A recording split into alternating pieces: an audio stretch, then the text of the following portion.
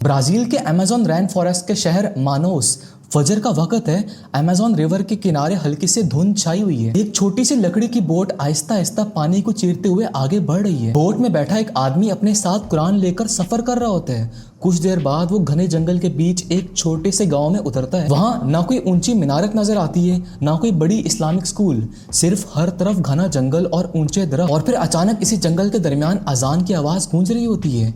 ये वो मंजर है जो ज्यादातर लोगों ने कभी देखा ही नहीं है। जंगल में अक्सर लोग समझते हैं कि अमेज़न सिर्फ जंगल, जंगली जानवर और आइसोलेटेड ट्राइब्स का घर है, लेकिन हकीकत इससे काफी अलग है। ब्राजील के अमेज़न रीजन, खासकर मानोस और उसके आसपास मुस्लिम कम्युनिटीज भी रहती हैं। इनमें अरब इमिग्रेंट्स की औलाद, अफ्रीका से ताल्लुक रखने वाले मुस्लिम्स और कुछ लोकल ब्राजीलियन लोग भी शामिल हैं जिन्होंने बाद में इस्लाम कबूल किया। रिपोर्ट्स के मुताबिक कुछ इस्लामिक ऑर्गेनाइजेशंस रिवर बोट्स के जरिए दूर दराज विलेजेस तक सफर करते रही हैं ताकि वहां रहने वाले मुस्लिम्स तक पहुंच सकें। यानी दुनिया के सबसे बड़े रेन फॉरेस्ट के अंदर भी इस्लाम की आवाज सुनाई देती है। लेकिन यहाँ की जिंदगी मिडिल ईस्ट या साउथ एशिया के मुस्लिम्स जैसे बिल्कुल नहीं है। यहाँ कभी कभी मस्जिद तक पहुंचने के लिए सड़क नहीं होती। लोगों को घंटों तक दरिया के रास्ते बोट में सफर करना पड़ता है। कुछ इलाकों में अगला गाँव भी इतना दूर होता है कि सिर्फ पानी के रास्ते ही वहाँ पहुंचना मुमकिन होता है। लेकिन यकीन मानो, ये इस कहानी की सबसे दिलचस्प हिस्सा भी नहीं है। असल कहानी तो अब शुरू होती है। इस वीडियो में हम 3 अहम सवालों के जवाब जो है वो अनकवर करने वाले हैं। सबसे पहले हम जानेंगे कि मुस्लिम कम्युनिटीज अमेज़न रेन फॉरेस्ट तक पहली बार कैसे पहुंची। क्या ये अरब माइग्रेशन का नतीजा था, रबर बूम की वजह से लोग यहाँ आए, या इस कहानी की असल जड़ कहीं और छुपी हुई है। उसके बाद हम देखेंगे कि अमेज़न के मुस्लिम्स इतने घने जंगल के दरमियान अपनी रिलीजियस लाइफ कैसे गुजारते हैं, रमजान कैसे मनाया जाता है, जुम्मे की नमाज कैसे होती है, और जब अगला गाँव भी घंटों की बोट राइड पर हो तो इस्लामिक एजुकेशन लोगों तक कैसे पहुंचती है। और आखिर में हम उन लोगों की कहानी सुनेंगे जो अमेज़न के जंगल के अंदर इस्लाम और लोकल अमेज़न कल्चर दोनों को एक साथ जी रहे हैं। क्या ये दोनों कल्चर्स एक दूसरे के साथ टकराते हैं या मिलकर एक बिल्कुल नई पहचान बना देती हैं।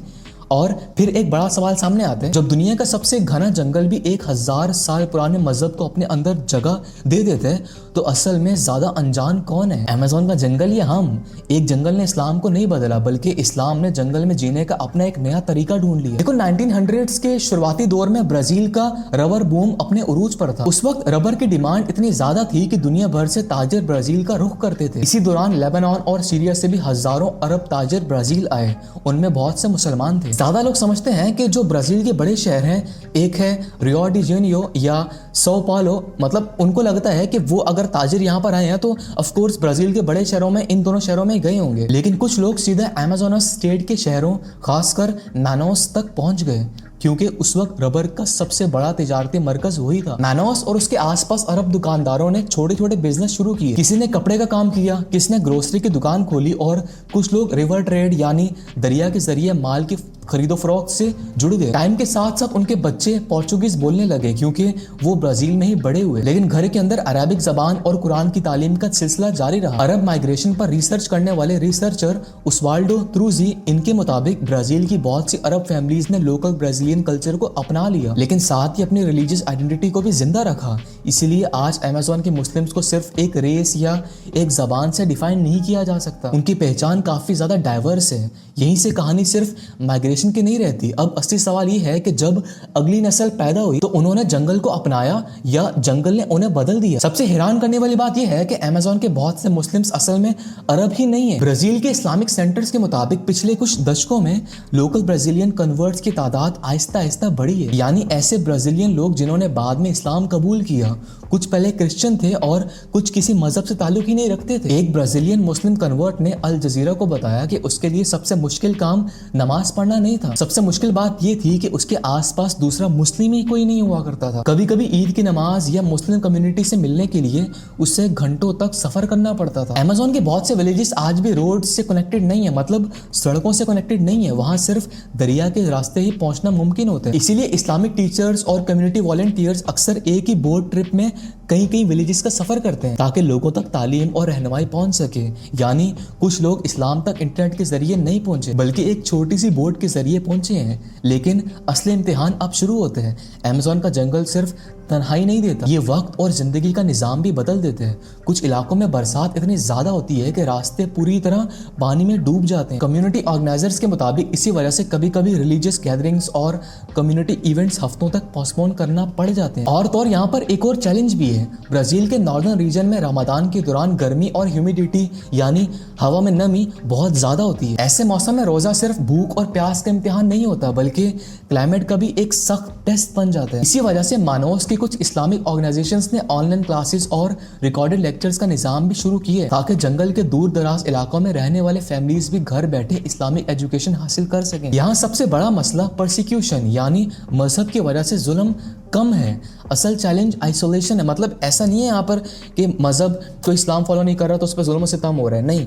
असल चैलेंज जो है वहाँ पर आइसोलेशन है, क्योंकि वो ये ट्राइब बिल्कुल अकेली है। लोग एक दूसरे से इतने दूर रहते हैं कि कभी कभी सिर्फ एक मुसलमान से मिलने के लिए भी घंटों का सफ़र करने के बाद भी पॉसिबिलिटी नहीं होती कि वो उस तक रसाई हासिल कर पाते हैं। इतना मुश्किल होता है। और फिर एक ऐसी बात सामने आती है जो अमेज़न के मुस्लिम्स को दुनिया के बहुत से दूसरे मुस्लिम कम्युनिटी से बिल्कुल अलग बना देती है। मतलब अब वो बात करते हैं जो बहुत कम लोग जिसके बारे में जानते हैं और बहुत कम जिक्र होते हैं। अमेज़न रेन फॉरेस्ट दुनिया के सबसे ज्यादा बायोलॉजिकल डाइवर्सिटी वाला जंगल माना जाता है। यही कुछ मुस्लिम रिसर्चर्स और एनवायरमेंटल वर्कर्स भी कंजर्वेशन प्रोजेक्ट्स का हिस्सा बन चुके हैं। उनके लिए जंगल सिर्फ रोजगार या रिसर्च की जगह नहीं है, बल्कि एक अमानत है जिसे बचाना उनकी जिम्मेदारी है। ब्राजील के कुछ मुस्लिम ऑर्गेनाइजेशंस ने एनवायरमेंटल कैंपेन्स में भी हिस्सा लिया। उन्होंने कुरान की उन आयात का हवाला दिया जहां जमीन की हिफाजत करने और फसाद से बचने की तालीम दी गई है। इसीलिए उनके नजदीक रेन फॉरेस्ट को बचाना सिर्फ एक साइंटिफिक मिशन नहीं है, बल्कि एक रिलीजियस रिस्पॉन्सिबिलिटी भी है। दुनिया अक्सर अमेज़न को सिर्फ जंगल, वाइल्ड लाइफ और रेयर जानवरों की नजर से देखती है, लेकिन इसी जंगल के अंदर कुछ लोग अपनी पहचान,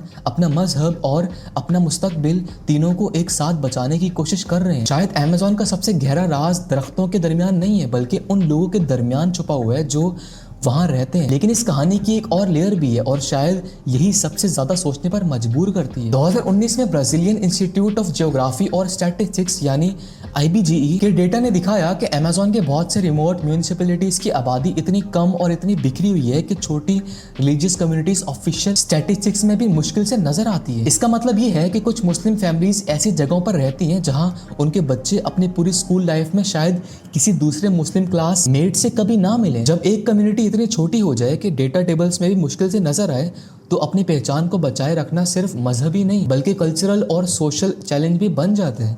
फिर एक और पहलू सामने आता है। 2020 के बाद अमेज़न में इलीगल माइनिंग और डिफॉरेस्टेशन के खिलाफ ऑपरेशंस तेज हुए। इस दौरान कई रिवर कम्युनिटीज जिनमें मुख्तलिफ मजहबों के लोग रहते थे, बार बार अपनी जगह बदलने पर मजबूर हुए। जब पूरा गांव ही दूसरी जगह शिफ्ट हो जाए तो सिर्फ घर नहीं बदलते, मस्जिद, कम्युनिटी सेंटर और रोज की रिलीजियस रूटीन भी टूट जाती है। यानी कभी कभी अकीदे को सबसे बड़ा चैलेंज किसी हुकूमत से नहीं बल्कि बदलते हुए जंगल और बदलते हालात से मिलते हैं। और एक और बात जिस पर बहुत कम लोग तवज्जो देते हैं, अमेज़न की ज्यादा ह्यूमिडिटी और ट्रॉपिकल क्लाइमेट की वजह से पुराने हैंड रिटन इस्लामिक मैन्युस्क्रिप्ट्स और फैमिली रिकॉर्ड्स को महफूज रखना बहुत मुश्किल हो गया। हिस्टोरियंस के मुताबिक ऐसे मौसम में कागज बहुत जल्दी खराब होने लगते हैं। इसीलिए कई छोटे मुस्लिम कम्युनिटीज के पास अपनी तारीख सुनाने के लिए लिखे हुए रिकॉर्ड से ज्यादा बुजुर्गों की यादें बची होती हैं। कभी कभी एक पूरी कम्युनिटी की हिस्ट्री किसी लाइब्रेरी में नहीं बल्कि सिर्फ चंद जिंदा लोगों की यादों में महफूज होती है, और ये सब मिलकर एक ऐसी तस्वीर बनाते हैं जिसका पूरा जवाब शायद आज भी किसी के पास नहीं है। अमेज़न रेन फॉरेस्ट तकरीबन 6.7 मिलियन स्क्वायर किलोमीटर में फैला हुआ है और